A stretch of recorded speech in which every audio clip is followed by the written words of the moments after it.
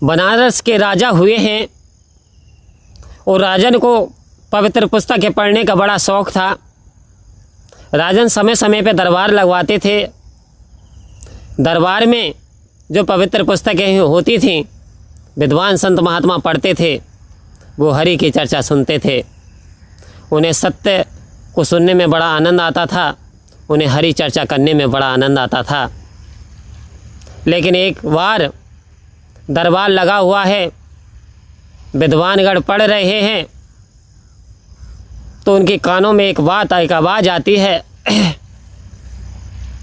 कि यहाँ ये व्यक्ति सीधे नरक को चले जाते हैं। ऐसे व्यक्ति को कोई नहीं बचा पाता, वो नरक के वास करने वाले हो जाते हैं, नरक को चले जाते हैं। राजा ने कहा विद्वानों से, ये नरक क्या है? पहले तो नरक को बताओ, फिर बताना कि ये कौन से लोग हैं जो कि नरक को जाते हैं। विद्वानों ने कहा राजन नरक के बारे में पूछना चाहते हैं? तो विद्वानों ने कहा राजा, यदि दिन है तो रात भी है, यदि जन्म है तो मृत्यु भी है, यदि हार है तो जीत भी है, यदि आत्मा है तो परमात्मा भी है। ये सारी की सारी चीज़ें एक दूसरे के साथ हैं। यदि अच्छाई है तो बुराई भी है, पवित्रता है तो अपवित्रता भी है। ये सारी चीज़ें साथ साथ चलती हैं। हे राजन, जहाँ नरक है वहाँ स्वर्ग भी है। तो राजन कह रहे हैं यही तो मैं जानना चाहता हूँ कि नरक क्या है। कह रहे राजा, एक व्यक्ति होता है, एक मनुष्य हैं आप या मैं साधारण सा व्यक्ति हूँ, तो मैं अपने मुताबिक यदि मेरे मन को आज दाल रोटी पसंद आ रही है तो मैं दाल रोटी बनवा सकता हूँ। यदि मुझे चावल पसंद आ रहे हैं तो चावल बनवा सकता हूँ। यदि मुझे चाय पसंद आ रही है तो मैं चाय बनवा सकता हूँ।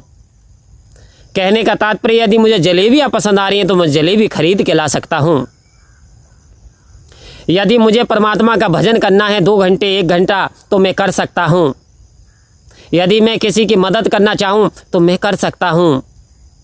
यदि राजन मैं सिमरन करना चाहूँ तो कर सकता हूँ। यदि मैं भजन गाना चाहूँ तो गा सकता हूँ। राजा बोले ठीक है, आप तो स्वतंत्र हो, तो इसमें नरक कहाँ है? विद्वान ने कहा राजन, ये उतावलापन मन की दुर्बलता है, मन की कमजोरी है। ज़्यादा उतावले मत होइए, मेरा आपसे अनुरोध है, पहले मेरी बात को सुनिए। कह रहे राजा चलिए आप बताइए। कह रहे इंसान चाहे तो हर वस्तु को प्राप्त कर सकता है। इंसान परमात्मा ने इमोर्टल बना दिया, अमर बना दिया। शरीर नाशवान है परंतु आत्मा अजर अमर है। सारे कायनात में, सारे ब्रह्मांड में मनुष्य ही एक ऐसी शक्ति है जिसने देवताओं को वश में कर लिया, जिसने दानवों को वश में कर लिया, जिसने समस्त प्रकृति पे विजय प्राप्त कर ली।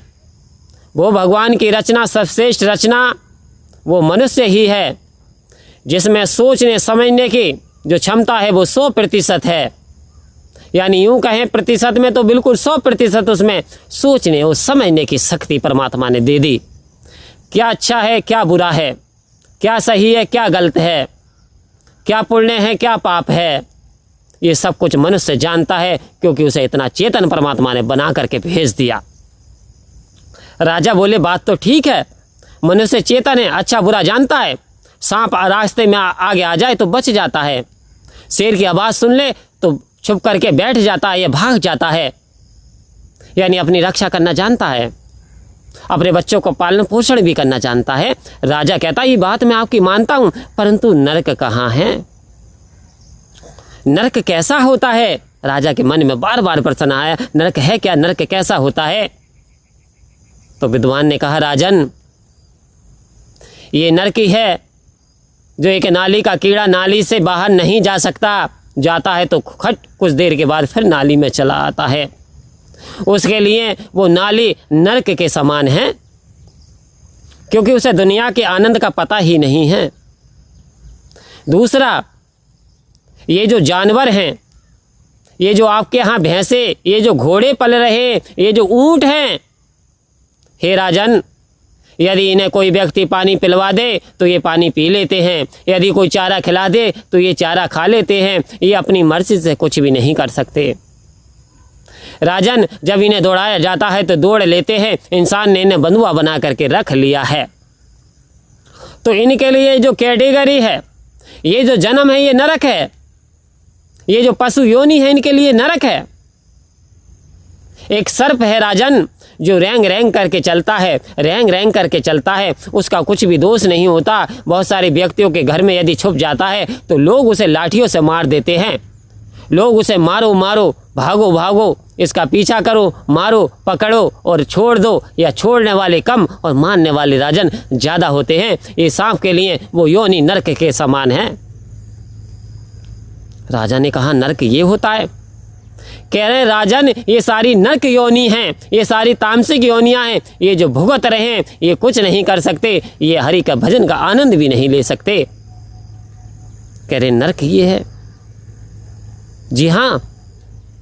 विद्वान ने कहा, महाराज नरक ये है। तो ये अपनी मर्जी से कुछ नहीं कर सकते, लेकिन एक इंसान है वो सब कुछ कर सकता है। तो ये नरक की योनियां भुगत रहे हैं। तो कह रहे हैं फिर स्वर्ग? कह रहे हैं ये जो मनुष्य के योनि है ये स्वर्ग योनि है। आप जो स्वर्ग में जी रहे हैं, आप मन चाहे काम कर सकते हैं, पूजा जितनी चाहें कर सकते हैं, दूसरों की भलाई करना चाहें कर सकते हैं, आनंद बाहर में जीवन काटना चाहें काट सकते हैं। परंतु राजन एक बात सुनो, जैसी करनी करेगा कोई वैसा ही फल पाएगा। हे राजन, इस संसार में यदि व्यक्ति अच्छे अच्छे कर्म करके जाता है, यदि व्यक्ति ने परहित किया है, दूसरे की आंख से आंसू पोंछे हैं, दूसरे के होठों पे मुस्कुराहट लाई है, दूसरे को कभी सताया नहीं, जितनी मदद उससे हुई इतनी करे, कभी किसी के दिल को दुखाया नहीं, तो राजन वो सीधा स्वर्ग को प्राप्त होता है। लेकिन राजन, परमात्मा भी उससे खुश होते हैं। क्यों? यदि वो परहित के काम करता है, यदि वो परमात्मा का जाप करता है इन कामों के साथ साथ। क्योंकि एक बात और करके आया था, वादा करके राम भजन का जीव जगत में आया था। हे राजन, जब इसने जन्म नहीं लिया था तो इसने परमात्मा से एक वादा किया था, प्रॉमिस किया था कि मैं पृथ्वी पे जाऊंगा तो आपका भजन, सेवा, सत्संग, सिमरण किया करूंगा। लेकिन यदि राजन वो भूल जाता है और संसारिक कार्यों में उलझ जाता है और इसमें मकड़ी के समान जाले में फंस करके यदि प्राणों को त्याग देता है, तो राजन उसे स्वर्ग की प्राप्ति नहीं हो पाती, क्योंकि फिर तो वो उलझनों में उलझ गया। तो कहा, भक्ति लोग अभी ना समझे, प्रभु को पाना भक्ति है। अरे छोड़ के सारे रगड़े झगड़े, गुरु रिझाना भक्ति है। आओ संत महात्माओं, इन दलों में फंसने की हमें ज़रूरत नहीं है, क्योंकि हमें तो सत्य का उजाला दिखा दिया, सत्य का हमें दामन थामने की ज़रूरत है। हमें तो सद्गुरु के पद चिन्हों पर चलने की ज़रूरत है, तो परहित तो होता चला जाएगा। स्वर्ग के रास्ते तो आपके लिए, स्वर्ग में तो आप हैं, आपके लिए मोक्ष के रास्ते भी खुल जाएंगे, क्योंकि सतगुरु की कृपा से ही मोक्ष की प्राप्ति होती है। तो आओ संत महात्माओं, सतगुरु के वचन पे चलें, सेवा सत्संग सिमरण को जीवन का आधार बना लें। परम प्यार से बोलिए धन्यकार जी।